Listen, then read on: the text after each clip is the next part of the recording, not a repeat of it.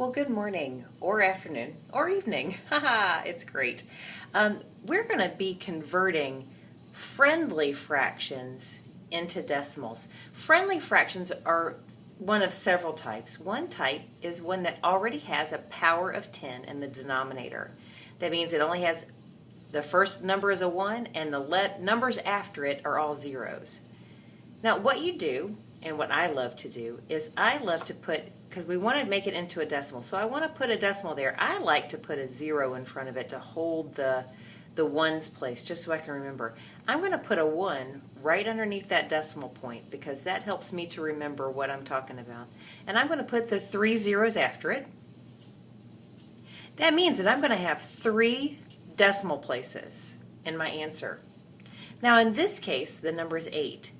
8 has to go into the last place right there to hold that last place. And I'm going to fill in the empty lines with zeros. So 8 1,000ths is equal to 0.008.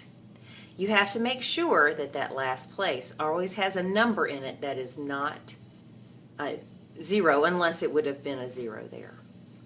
The other type of friendly fraction that I want us to talk about is one that has a denominator that can be easily turned into a power of 10, just like we did in the first one. This one can easily be turned into a power of 10 because 5 times 2 equals 10. And what you do to the bottom to get it to be a power of 10, again that's a 1 at the beginning with as many zeros as it takes, is to do the same thing top and bottom.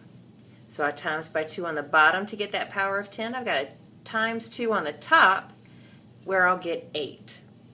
Now I go through that same process that I did up here. It's a coincidence that they're both 8s, by the way. So I'm going to put a 0 and a decimal because again this number is smaller than 1, so I'm going to put a decimal there. So I'm going to put 1 and a 0, so I need to have 1 decimal place, and that 8 is going to fill that space.